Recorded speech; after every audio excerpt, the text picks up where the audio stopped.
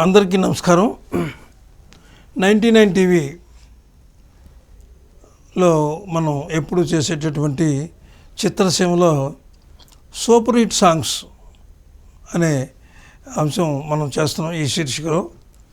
అయితే కొంతమంది నాకు సూచనలు ఏం చేస్తున్నారంటే, మీరు చెప్పిందంతా బాగానే ఉంటుంది, విశ్లేషణ కూడా బాగానే ఉంటుంది, కానీ పాట పాడేటప్పుడు మాత్రం మీరు ఆ హై పిచ్ వచ్చినటువంటి ఆ రాగంలోకి మీరు వెళ్ళలేకపోతున్నారు. అది ఒక్కటే తప్ప మిగిలిందంతా బాగానే ఉందని నాకు ఒక సూచన చేశారు.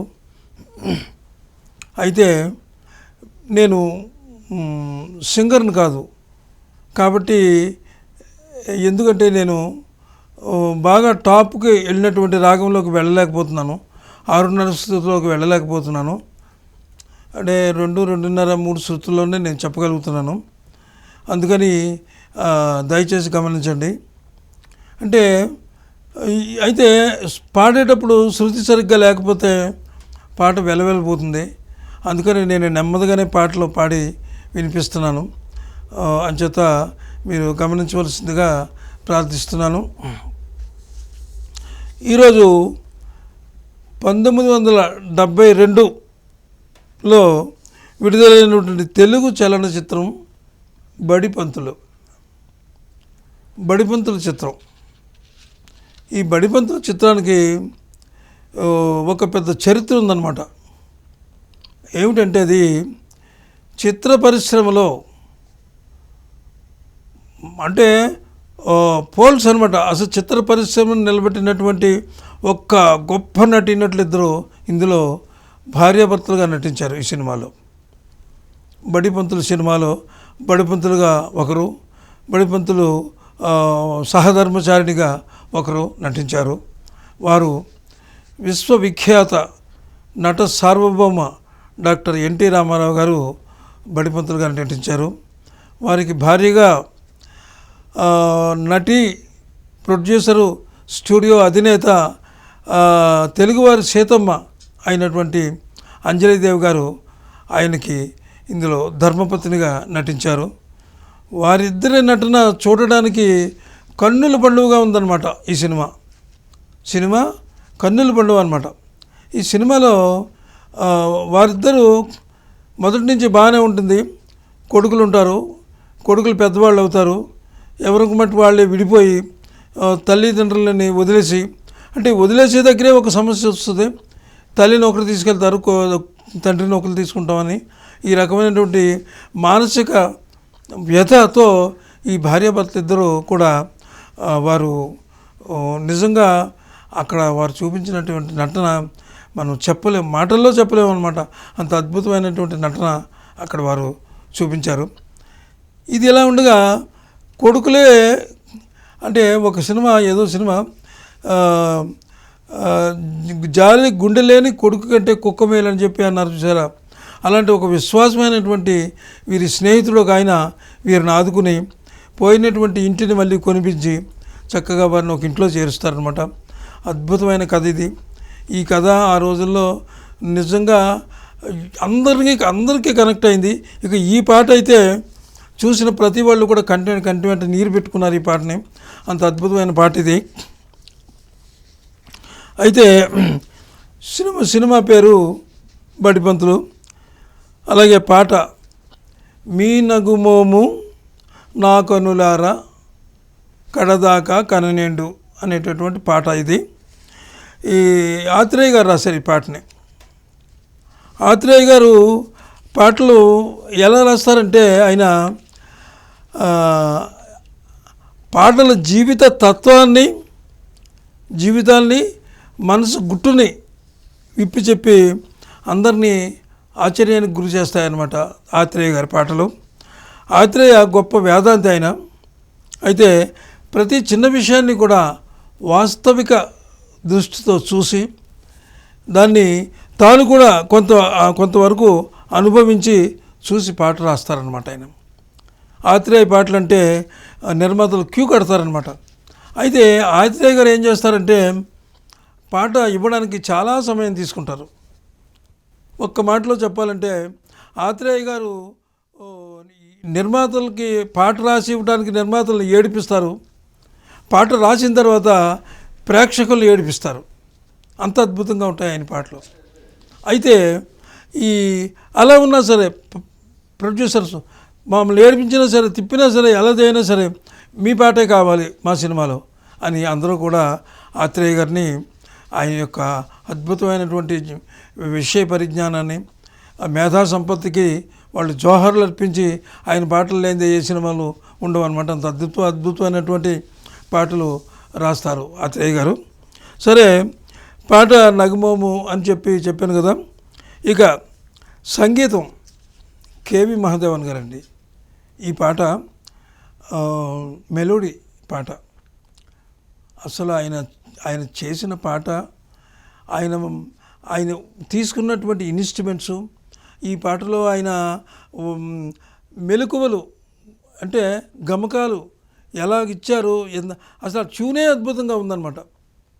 ఆ ట్యూన్ అద్భుతంగా ఉండడం వల్ల ఆ ట్యూన్ సరిపడగా ఆత్రేయ గారు పాట రాశారు. ఆ ట్యూన్కి కేవి మహాదేవన్ గారు చాలా అద్భుతమైనటువంటి పాట ఇది. ఇక పాటకి రాగం ఉంటుంది. రాగం అంటే హిందోళ రాగంలో ఈ పాట చేశారు. ఈ హిందోళ రాగం ఎలాంటిదంటే మానసికంగా ఒత్తిడిలో ఉన్నటువంటి సమయంలో, కష్టాలు ఉన్నటువంటి సమయంలో, వాటిని ధీరోదాత్తంగా ఎదుర్కొనే సమయాల్లో కూడా ఈ రాగాన్ని ఉపయోగిస్తారనమాట. ఇది హిందోళ రాగం, ఇందులో ఈ పాట రాశారు. అయితే దీనికి ట్యూను ఏమిచ్చారంటే మహాదేవన్ గారు, నేను మీకు పాట వినిపిస్తాను. ఎలా అంటే ట్యూన్ ఎలా ఇచ్చారంటే, నీ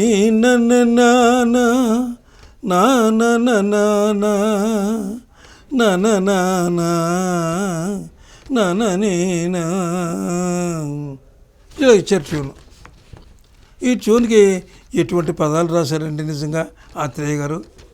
చూడండి, అంటే నేను పాట పాడి వినిపిస్తాను.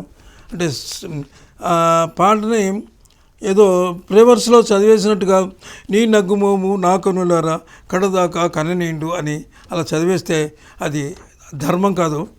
నాకు తెలిసినంతలో నెమ్మదిగా పాడతాను. ఎక్కడైనా గమకాలు కానీ, ఆరోహణలు అవరోహణలు కానీ ఎక్కడైనా తప్పుకున్నా మరి అన్యదా భావించవద్దు. పాట పాడడానికి మాత్రమే ప్రయత్నం చేస్తాను, గమనించండి. ఇక ట్యూను మీ నగుమోము కనులారా కడదాకా కనండి ఇచ్చారు కదా.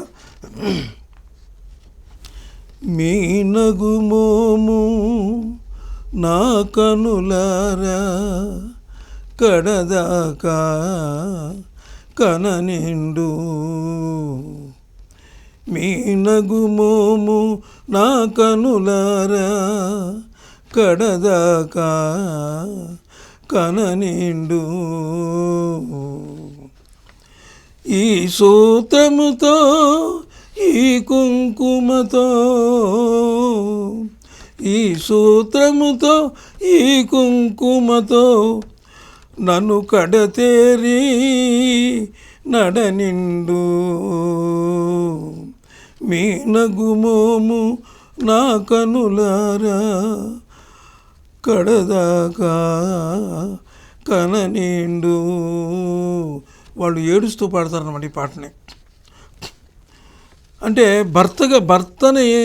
భర్తను చూసి భార్య పాడుతుంది, భార్యాభర్త ఇద్దరు పాడరు ఈ పాటని. భార్య పాడుతుంది భర్తను చూసి. ఉపచారాలే చేసి తినో లేక ఉపచారాలే చేసి తినో లేక అపచారాలే చేసి తినో, ఒడుదుడుకులలో తోడై ఉంటిని, ఒడుదుడుకులలో తోడై ఉంటిని, మీ అడుగున అడుగై నడచి తిని, మీ నగుమోము నా కనులారా కడదాకా కననిండు, రెక్కలు వచ్చి పిల్లలు వెళ్ళారు, రెక్కలు వచ్చి పిల్లలు వెళ్ళారు, అలసి సొలసి మీరున్నారు, రెక్కలు వచ్చి పిల్లలు వెళ్ళారు, అలసి సొలసి మీరున్నారు,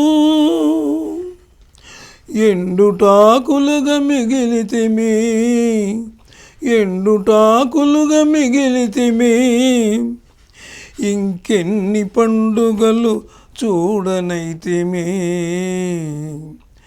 ఎండుటాకులుగా మిగిలితిమి, ఇంకెన్ని పండుగలు చూడనైతిమి, మీ నగుమోము నా కనులారా కడదాకా కననిండు.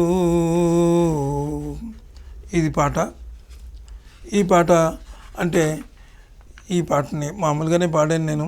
నిజంగా సినిమాలో ఈ పాట వస్తున్నప్పుడు వారు నటించినటువంటి అపూర్వ నటనకు కళ్ళ వెంట నీళ్లు పెట్టుకోలేని ప్రేక్షకుడు లేడంటే నమ్మండి. అంత అద్భుతమైనటువంటి పాట ఇది. అపూర్వం అన్నమాట వీరిద్దరి నటన. అనన్య సామాన్యం, అపూర్వం. ఇంకా చెప్పాలంటే నభూతో భవిష్యతి అంటే మీకు అర్థం తెలిసే ఉంటుంది. వీరిలాగా ఎవరు చెయ్యలేరు, చెయ్యబోరు. అంత అద్భుతంగా ఈ పాటలో వాళ్ళు అభినయం, ఆ లుక్సు, ఒకరి మీద ఒకరికి ఉండేటటువంటి ప్రేమానురాగాలు, ఆ భర్త మీద ఆమెకు ఉన్నటువంటి అపూర్వమైనటువంటి అంటే ఆ సంబంధాన్ని ఎవరూ చెప్పలేం, చూస్తేనే కానీ చెప్పలేము అనమాట. అంటే మాటలతో చెప్తే అది మనం అనుభవించేది కాదు, ఆ దృశ్యం చూస్తేనే మనం చెప్పగలం. నిజంగా ఎప్పుడైనా ఒకసారి చూడండి బడిపంతుల సినిమా, అందులో ఈ పాట చూడండి. అంత అద్భుతమైన పాట ఇది. మరి ఈరోజు ఈ పాట గురించి నేను చెప్పాను. ఎక్కడైనా మరి ముందే చెప్పాను నేను సింగర్ని కాదని. ఎక్కడైనా మిస్టేక్స్ ఉంటే మీరు అన్యదా భావించవద్దు. రేపు ఒక మంచి పాటతో మళ్ళీ మిమ్మల్ని కలుస్తాను. అంతవరకు సెలవు. నమస్కారం.